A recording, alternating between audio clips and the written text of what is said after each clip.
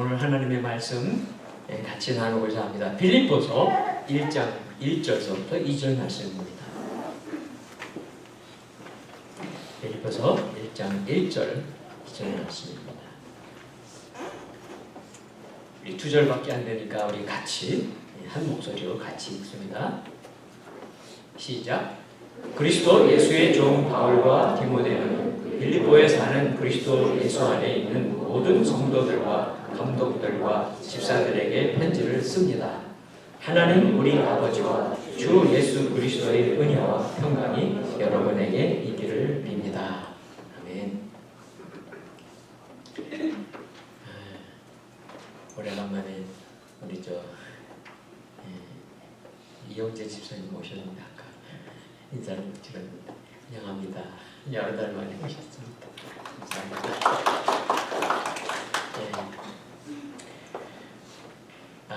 제가 2018년 앞부분에 몇 달이 될지 모르겠습니다만은 빌립보서를 가지고 말씀을 전하려고 합니다. 그래서 오늘은 첫 부분입니다. 빌립보서 앞부분입니다. 빌립보라고 하는 지역은 바울에게는 매우 특별한 곳입니다. 바울이 수많은 교회를 개척했지만 또한 교회마다 사정이 달라왔죠. 그러나 어떻게 보면 바울하고 뗄래야 뗄 수 없는 교회. 그럼 다른 교회는 뭡니까? 다 뗄래야 뗄 수 없는 교회지만 더 많은 그 어려운 일도 통과하고 더 많은 사랑을 나눴던 교회가 빌립보 교회입니다. 그렇잖아요. 여러분 자녀가 4명이다, 5명이다. 어느 자녀는 늘 사랑하지 않습니까? 다 사랑합니다. 근데 누구 특히 더 사랑하는 줄 아세요? 약한 자녀, 연약한 자녀, 힘든 자녀 더 사랑합니다. 그렇잖아요. 우리 부모님들. 바울도 그래요. 바울도 많은 교회 중에 이 빌립보 교회는 그래서 특별해요. 우리가 빌립보서의 내용 안 나와요. 그 내용이 어디 나오냐면 사도행전에 나와요. 사도행전이 안 쓰였으면 바울이 어떻게 전도했는지 우리가 사실은 잘 몰라요. 사도행전에 보면은 사도 바울이 전도 여행을 3번 합니다. 그래서 이 전도 여행을 사실 많은 교회들을 개척했는데 대부분이 어디였는가 하면 오늘날 터키 지역이에요. 소아시아, 갈라디아, 갑바도기아 뭐 이런 여러 지역들을 복음 전했습니다. 그러니까 바울은 원래 다른 데 갈 생각 안 했다고요. 거기만 해도 멀리 간 거예요. 그리고 또 복음 전할 때도 많습니다. 그랬는데 그 복음을 전하는 그 여정, 바울이 생각했던 이 터키 지역을 다 복음하고 싶었어요. 그러니까 터키 지역이 주로 남쪽, 소아시아는 남쪽입니다. 남쪽에 서쪽입니다. 거긴 거의 끝났기에 북쪽을 가고 싶어 했었어요. 근데 하나님이 막으시는 거예요. 물론 하나님이 어떻게 막으셨겠냐고요? 하나님은 하나님의 음성을 잘 듣는 바울에게 사인을 보내주신 거죠. 길을 가지 못할 사정이 생기게 자꾸 만드시는 거예요. 그러니 어떻게 해요? 할 수 없이 그가 갈 수 있는 것은 어딘가 하면 이제 소아시아에 더 머물고 싶지 않은 거예요. 다 복음 전해졌다고 생각하고. 그리고 이제 갈 수 있는 게 터키 서쪽 바다 끝입니다. 바로 드로아입니다. 드로아에 가서 이제 앞으로 갈 데는 없어요. 바다로 가든지 바다로 빠지든지 아니면 남쪽 조금 남았고 아니면 북쪽을 가야 되는데 어떻게 해요? 그때 성령님이 역사하십니다. 바울이 잠을 자며 꿈을 꾸는데 꿈속에서 마케도니아 사람 하면 바로 지금 그리스의 북쪽에 있는 지역이 마케도니아입니다. 거기 사람이 꿈에 나타나서 건너와서 우리를 도와주십시오 하는 그런 환상을 보여줘요. 그래서 빌립이 전혀 계획하지 않았습니다. 전혀 생각하지 않았는데 유럽을 배를 타고 건너가기로 해요. 왜 바울이 그러면 유럽 쪽으로 가려고 하지 않았는지 내용은 없어요. 그러나 바울이 그동안에 복음을 전했던 그 발걸음을 보면 공통점이 하나 있어요. 그래서 뭐냐면 어느 곳을 가든지 그곳에 유대인들이 많이 살았고 유대인들이 모이는 회당이 있었어요. 회당. 유대인들은 그것을 회당이라고 합니다. 그래서 그 회당에 가면 유대인들이 있으니까 유대인들을 만나서 거기를 발판으로 해서 복음을 전합니다.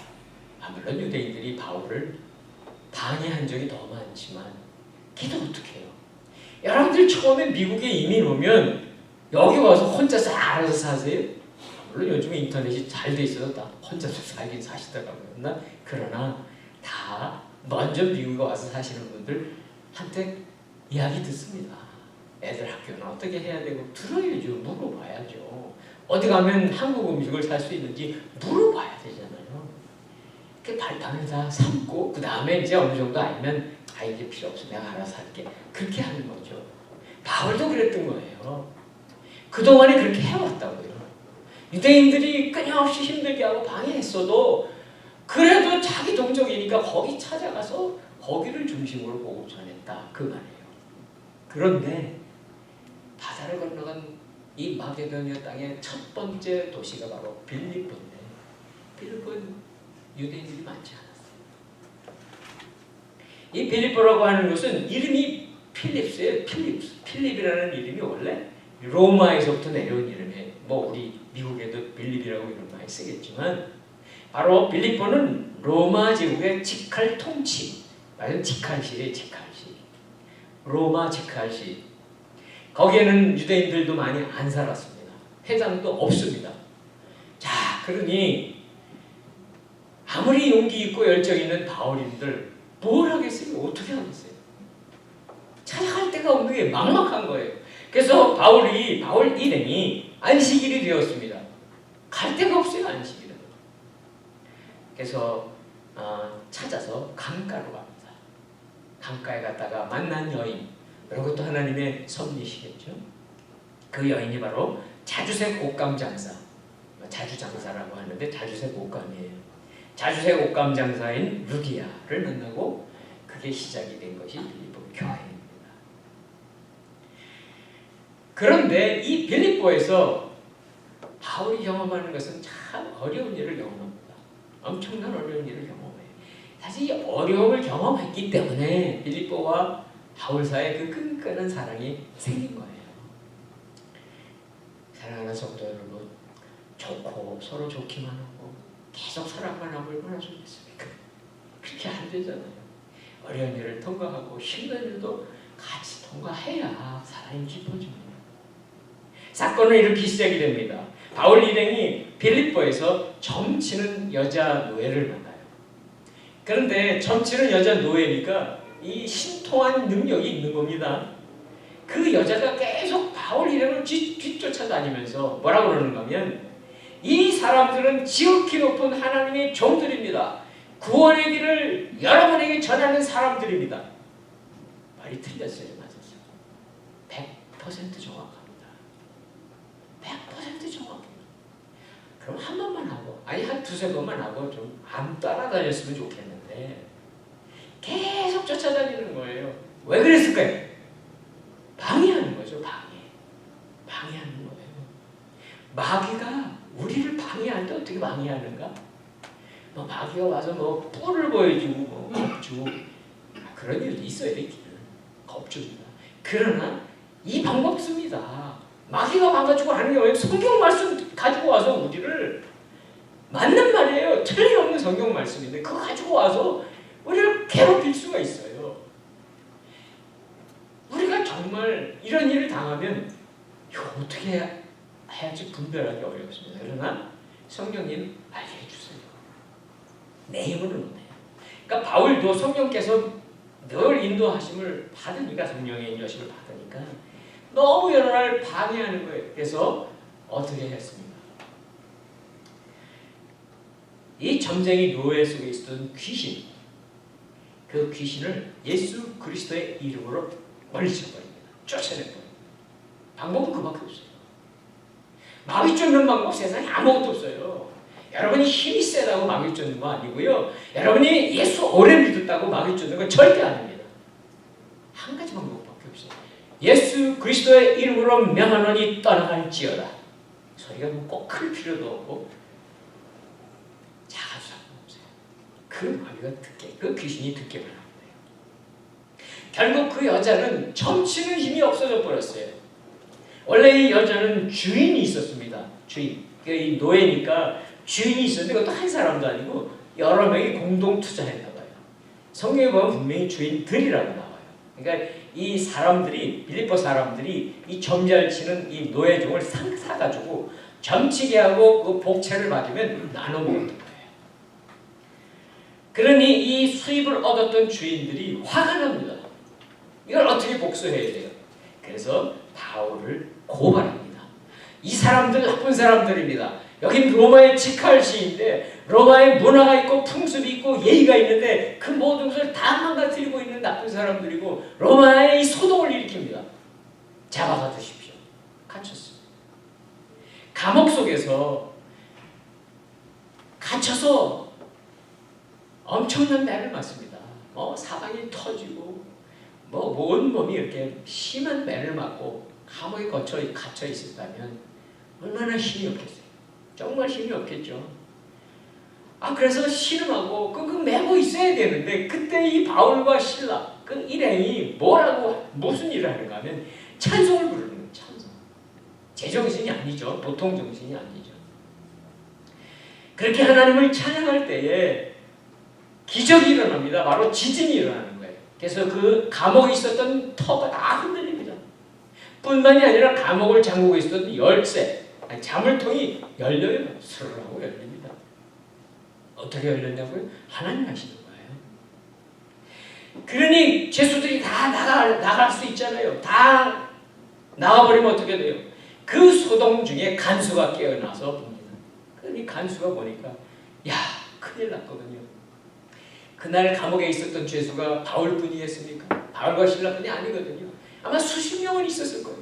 로마의 법은 어떻게 됩니까? 만일 간수가 잘못해서 죄수를 놓치면 죄수가 가지고 있었던 죄를 그대로 간수가 뒤집어 써야 돼요.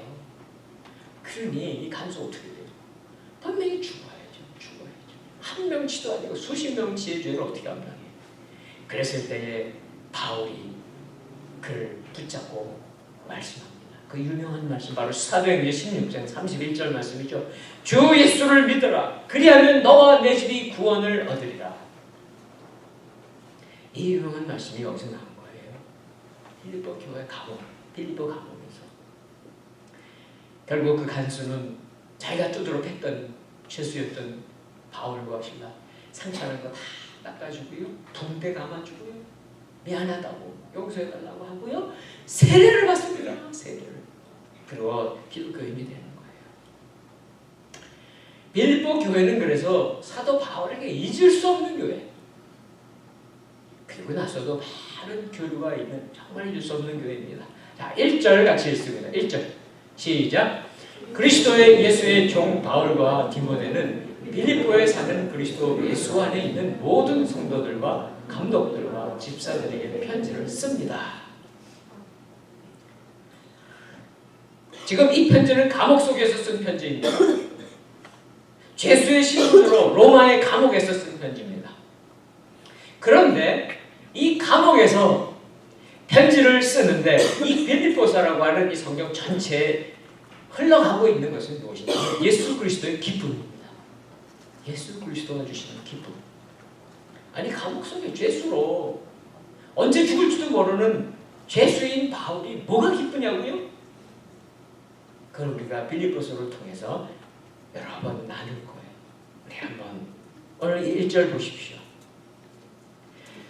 빌립보 교회를 향한 이 편지. 물론 길지 않아요. 4장밖에 안 되는 짧은 편지지만 사랑하는 사도 바울이 사랑하는 빌립보 성도들에게 보내는 편지입니다. 그리고 이 편지를 쓴 목적이 있어요. 그 목적은 바로 빌립보 교회가 어려운 일을 당하고 있어요. 지금. 그래서 그 어려운 일에서 회복되기를 원하는, 치유되기를 원하는 그런 마음으로 쓴 편지예요. 우리가 신앙생활을 열심히 이렇게 합니다. 이렇게 먼 땅에 오시면 또 더 열심히 하시죠. 물론 안 하시는 분들도 꽤 있지만 신앙생활은 무엇일까요? 그것은 바로 예수 그리스도께서 우리에게 주시는 우리가 만들지 않은 거예요. 세상이 주지 않은 거예요. 그 기쁨 때문에 감사하며 사랑하며 사는 게 신앙생활이에요.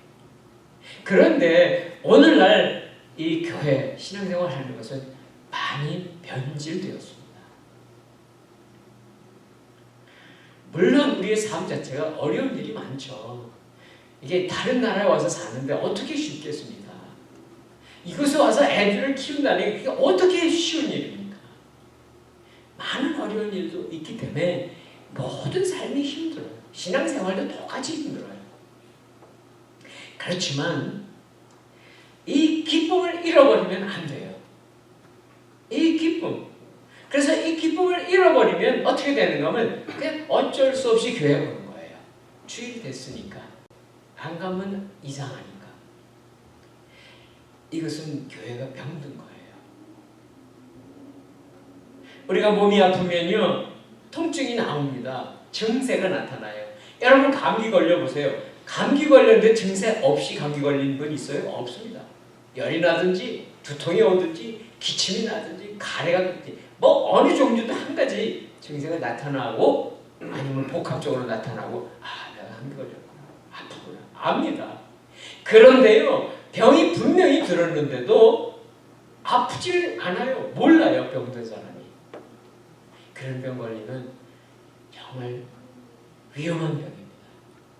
여러분 아시죠? 이 간이 나쁘면 그래요. 간의 10%, 20%만 남아도 잘 모른대요. 그러다가 나중에 회복할 수 없는 그런 상태가 되고 죽지 않습니까? 그런데 신앙생활 하는 게 그래요. 우리가 신앙생활을 하는 거는요, 증세가 별로 안 나타나요. 내 증세도 그렇고 남의 증세도 그렇고 뭐 사람들 모습을 보기도 하고 때로는 뭐 어쩌고 저쩌고 말을 할 수 있지만 과연 우리가 교회가 내 신앙이 병든가 아닌가 어떻게 아세요? 안 보입니다. 잘 몰라요. 그러기에 너무 힘든 거예요. 진짜 엄청난 문제에 빠지기 전까지 몰라요. 그게 우리 신앙생활이라고. 그러니까 오늘 이 빌립보서를 쓰고 편지를 쓰고 있는 바울의 마음, 그 마음을 통해서 우리에게 주시는 하나님의 마음이 당연히 그거예요. 세상 사람들이 그렇게만 이야기하죠. 뭐 우리가 좋은 환경에 살면 내가 이 정도, 이거 아니야. 더 잘할 수 있어. 내 환경이 지금보다 더 낫다면 난 더 훌륭한 사람이 될 수 있다는 거예요. 뭐 틀린 말은 아닐 수 있어요. 그러나 성도는 우리가 하나님의 자녀들을 그렇게 생각할 수 없습니다. 아니 보세요. 지금 빌립보서를 쓴 상황, 환경은 어떤 환경이에요? 감옥이에요. 감옥. 감옥에서 뭐 할 일이 있습니까? 감옥이라는 환경은요, 기쁨 조금도 없는 것이 감옥입니다. 근데 기쁨의 편지를 쓰고 있는 거예요. 사실은 바울뿐 아닙니다. 성경에 나오는 수많은 사람들. 다윗 얘기 벌써 끝났죠. 시작하려고 그러다 끝났는데 지난주에. 언젠가 또 하고 싶긴 하지만. 자, 다윗이 많은 시편을 썼습니다. 정말 다윗이 시편을 안 썼으면 시편은 뭐 한 70%, 80% 없어요. 그가 아름다운 시편을 남겼을 때가 언제였는가? 다 고통 속, 고통 중에 쓴 시, 고통을 통과한 다음에 쓴 시, 엄청난 회개를 한 다음에 쓴 시예요. 우리들의 삶의 주인은 우리가 아니에요. 내가 아니에요. 여러분 인생의 주인은 내가 아니고 바로 예수 그리스도세요. 그리고 그 예수님은 우리가 특세 40일뿐만 아니라 2018년 표가 이거예요. 똑같아요. 그리스도가 내 안에, 내가 그리스도 안에. 다른 얘기 아닙니다. 어떻게 예수님이 여러분 안에 들어오고 내가 어떻게 예수님 안에 들어가요? 오늘 성찬식을 해서 예수님의 살을 먹었습니다. 예수님의 피를 마셨습니다. 너무나 중요한 일입니다. 예수님이 우리 안에 살고 싶다는 거예요. 예수님이 우리 인생의 주인이 되고 싶다는 거예요. 그게 우리 삶이 돼야 돼요. 그러면 문제가 거기서부터 풀려나가요. 보세요. 1절 다시 보세요. 여기 보니까 시작이 이거예요. 시작이에요. 편지의 시작은 뭐예요? 그리스도의 종, 예수의 종입니다. 그리스도의 종, 예수의 종. 아니 종이라고 하는 것은 이 시대에는 없습니다. 구약 시대에 있었습니다. 아니 미국에도 이 땅 우리가 살고 있는 이 땅 17세기, 18세기에 100년, 200년 넘는 오랜 세월 동안 노예가 있었습니다. 미국은 노예가 없었으면 오늘날 미국이 될 수 없는 나라예요. 물론 그 후유증은 엄청나죠. 아마 미국이 존재하는 그 후유증은 계속 있을 거예요. 인종차별 문제. 물론 우리도 똑같이 당하죠. 노예라고 하는 것이 이제는 없잖아요. 근데 왜 그리스도의 종이라고 노예라고 말하고 있을까요?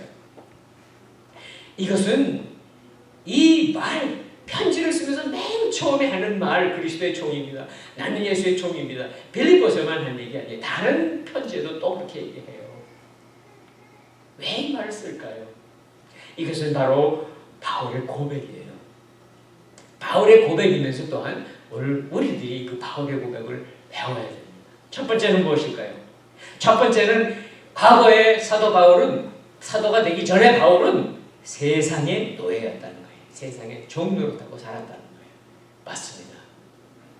바울은요, 이 세상에 가장 탁월한 지식을 습득했습니다.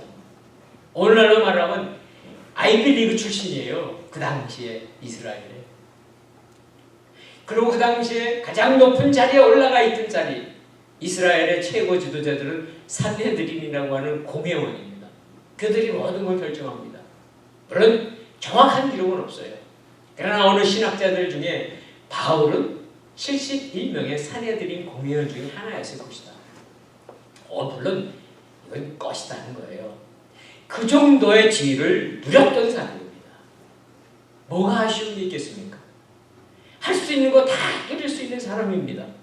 그런데 나는 더 이상 그런 세상의 종이 아니라 예수님이 내 주인이십니다. 예수 그리스도가 나의 주인이십니다. 나는 그분의 종입니다. 그 고백이에요. 둘째, 바울의 고백은 무엇일까요? 그것은 바로 과거에 자기는 육신의 종이 되어서 살았는데, 육신의 욕심을 따라서 살았는데, 지금은 육신의 욕심 다 버리고 예수님의 종이 되었습니다. 그런 고백이에요. 당연히 그렇습니다.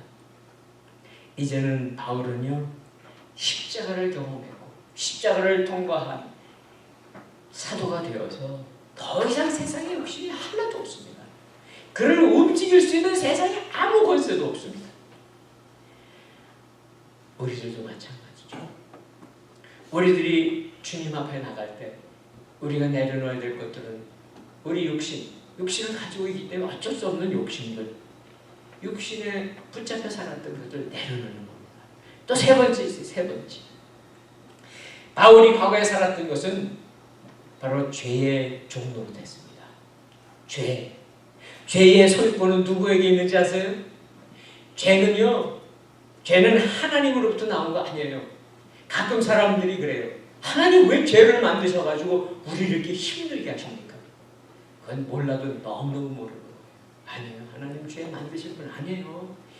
죄는 바로 마귀가 만든 거예요. 마귀가. 하나님의 말씀을 불순종하고 거역한 마귀로 인해서 시작된 게 죄입니다. 에덴 동산에서 아담과 하와를 죄를 짓게 만들었던 게 누구예요? 사탄이요, 마귀입니다. 바울이 과거에 그렇게 살았거든요. 이제는 바로 그 모든 죄를, 이 세상에 바울뿐만 아니라 모든 사람들의 죄를 다 깨끗이 하고 다 없애버리기 위해 오신 예수 그리스도, 그분의 노예로 살겠습니다. 그런 뜻이에요. 우리는 살아오면서 누구의 종 된 적 없다고 얘기하실 거예요. 여러분 누구의 종 아닙니다. 또 누구 종 삼지도 않으셨을 겁니다. 물론 범죄 조직에 그런 게 다 있을지라도 우리는 최소한도 누구의 종 아니죠. 그러나 우리는 성경 말씀 봐야 돼요. 요한복음 8장에 보면 이런 말씀이 있어요. 예수께서 말씀하십니다. 예수께서 대답하시되 진실로 진실로 너희에게 이르노니 죄를 범하는 자마다 죄의 종이라. 목사님 저는 아무 법을 어긴 거 없습니다. 나는 감옥에 간 적도 없습니다. 그래도 죄인이십니다. 하나님 앞에 죄인이죠. 본질적으로 우리는 죄의 종입니다. 벗어날 수 있어야 되는데 어떻게 벗어날 수 있습니까? 길이 한 가지 길밖에 없어요. 바로 예수 그리스도의 십자가의 보혈을, 그 보혈을 의지하는 것밖에 없습니다. 예수님이 나의 죄를 십자가에 대신 지시고 죽으시면서 흘리신 보혈을 오늘 우리가 마신 거예요. 그래서 예수님 우리에게 이렇게 말씀해 주세요. 똑같은 요한복음 8장에 보면 이렇게 말씀해 주세요. 우리가 내 말에, 예수님의 말씀에 거하면 참 내 제자가 되고 진리를 알지니 진리가 너희를 자유롭게 하리라. 그러니까 예수님밖에는요 우리를 자유롭게 해주시는 분이 없으세요. 아이고 제가 별로 저는 얽매임 없는 사람입니다. 저는 그런 얽매인 인생 아닙니다. 정말로 그러십니까? 한번 우리 자신을 생각해 보세요. 우리 자신을 생각해 보시면 이 세상에 살기 때문에 그래요. 물론 이 세상에 안 살면 이런 일 없겠죠. 우리도 모르는 사이에 돈이라고 하는 힘이 우리를 끌고 갑니다. 우리를 꼼짝 못하게 해요. 어떤 지위, 권세, 높은 자리에 있는 사람이 우리를 꼼짝 못하게 합니다. 세상은 항상 그래요. 뭔가 더 힘있고 더 많은 것을 가진 사람이 자꾸 없는 사람을 좀 삼으려고 해요. 끊임없이 좀 삼으려고 해요. 그게 세상입니다. 그래서 우리가 세상에 살아가면서 이 키재기 하는 거예요. 키재기.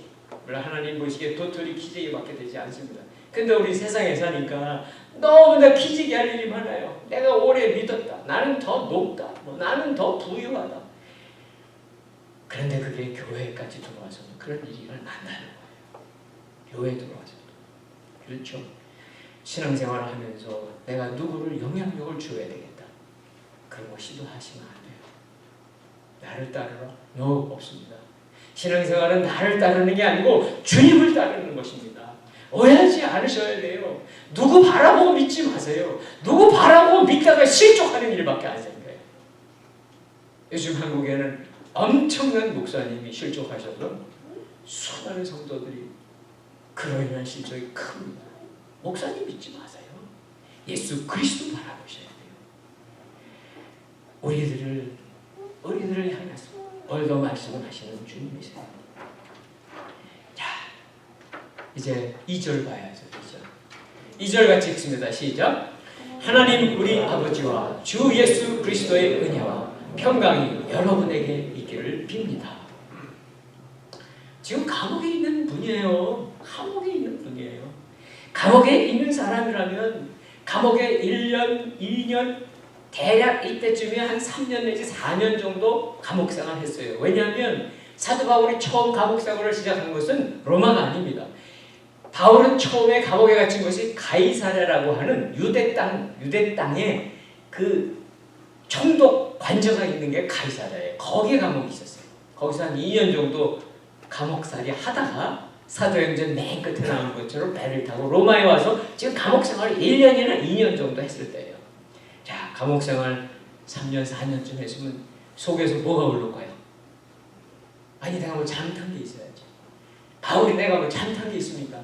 내가 누구를 해코지했습니까? 누구를 떼어먹었습니까? 누구를 사기했습니까? 잘못한 게 하나도 없어요. 그래서 잘못한 게 있다면 예수 그리스도 복음 전한 것밖에 없어요. 아마 일반 사람이었다면 감옥 속에서 우라통이 터졌을 거예요. 화병이 걸렸을 거예요. 그런데 어떻게 이런 말을 합니까?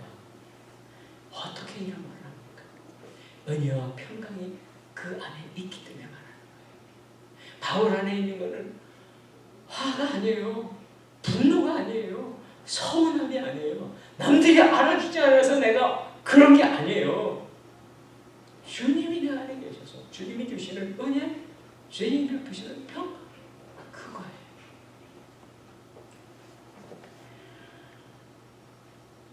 바울은 지금 감옥 속에서 가장 큰 것과 싸우고 있어요. 사실은 바울이 싸우는 가장 큰 적은 딴 게 아닙니다. 죽음입니다. 죽음. 이제 바울 계속 설교를 나가면서 나오는 바울이 어떻게 죽음과 싸우는 거가 나오죠.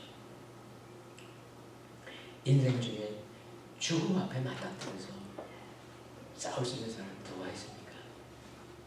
아무도 없어요. 아무도 없습니다. 그렇지만 바울은 어떻게 됐습니까? 이미 그리스도를 위해서 자기는 죽은 놈이에요. 죽은 놈. 그렇죠. 그거 고백했잖아요. 갈라디아서 2장 20절에 고백했잖아요. 십자가에 죽으신 것은 예수님이 아니고 바로 저입니다. 그리고 주님이 죽으셔서 없어진 그 생명은 저에게 주셨습니다. 그 얘기잖아요. 언제 감옥에 있다가 사형이 집행될지 모르지만 그럴지라도 두려움, 불안감, 그것을 어떻게 말씀하세요? 은혜와 평강 속에 있다. 은혜와 평강. 하나님은 나의 아버지십니다. 하나님은 나의 아버지십니다. 예수 그리스도는 지금도 살아계셔서 내가 비록 감옥에 있고 아무것도 할 수 없는 것 같아도 그분은 나의 은혜이시고 나의 구원주가 되십니다. 그리고 우리가 아셔야 돼요. 이 빌립보서라고 하는 것은 감옥에 있었던 바울이 이제 죽음을 얼마 앞에 놔두지 않고 그런 상황에서 쓴 글이에요. 그리고 정말 너무 사랑하는 빌립보이기 때문에 쓴 글이라고. 우리도 때로는 이런 감옥에, 나는 감옥에 간 적 없습니다. 예, 없습니다. 여러분들 감옥 가본 적도 없죠. 예. 저도 서울에 있을 때 한번 경찰서 유치장에 가봤었습니다. 그리고 감옥 비슷한 데 갔었죠. 우리 청소년들한테 그 소년 교도소에 가서 찬양하고 복음 전하러 간 적이 있었어요. 자, 사랑하는 성도 여러분, 여러분은 자유롭게 사시죠? 아무 감옥이 없을지 몰라요. 그러나 있어요. 만일 우리가 누구를 미워하기 시작하면 그만큼 미움이라고 하는 감옥에 갇혀 삽니다. 굉장히 어렵습니다. 그 감옥 벗어나기 어렵습니다. 또 있습니다. 우리가 살다 보면 우리 중에 그런 분 없으실 거예요. 어떤 일에 임박이고 중독이 되면 다 압니다. 이거 끊어버려야 되는데 안 끊어져요. 감옥이죠. 감옥.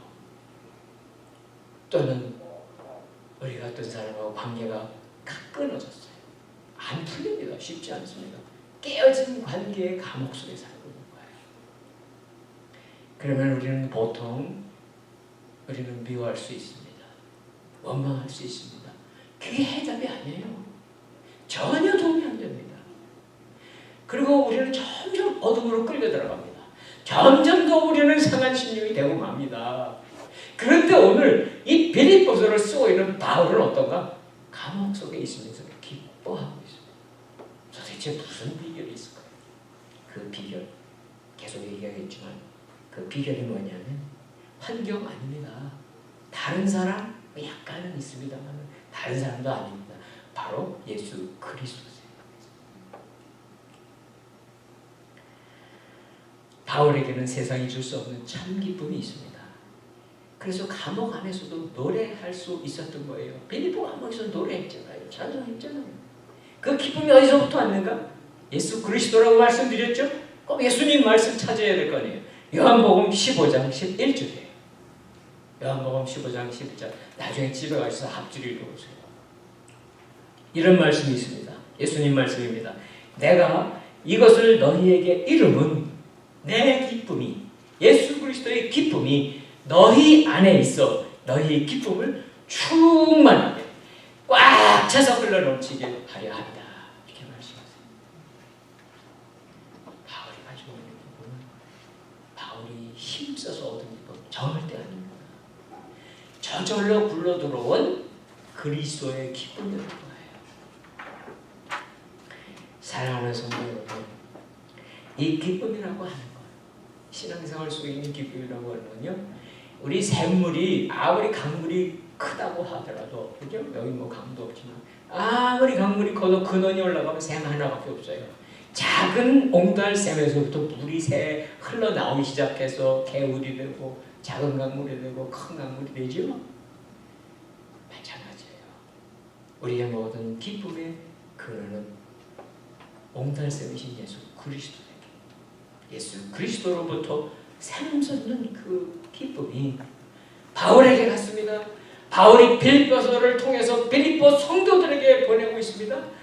오늘 이 말씀을 듣고 있는 우리 모두에게 부어지고 있음을 믿으시기를 축원합니다. 그리스도 그분이 주시는 기쁨이 우리 모두에게 넘치시기를 바랍니다. 우리의 삶에, 우리의 신앙생활의 핵심은 기쁨입니다. 어렵지만 기쁨입니다. 내 힘으로는 안 됩니다. 그러나 주님은 하실 수 있습니다.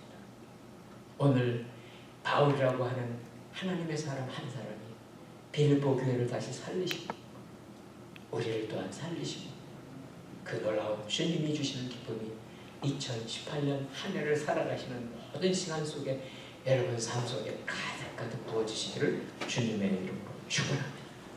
기도하겠습니다. 하나님 아버지, 우리에게 새로운 시간 2018년 첫 주 이렇게 허락해 주시고 주님의 말씀 듣고 예배드리게 주셔서 감사합니다. 하나님, 우리의 마음은 때로 메말라 있습니다. 잘 흐르던 샘물이 가뭄에 끊어진 것 같을 때도 있습니다. 그러나 2018년 우리가 살아가는 동안 우리 안에 다시 한번 예수 그리스도의 기쁨이 샘솟게 하시고 흘러가게 하시고 그렇게 살아가는 우리 교회, 그렇게 살아가는 우리 모두가 되게 축복해 주시옵소서. 예수 그리스도의 이름으로 기도드립니다. 아멘.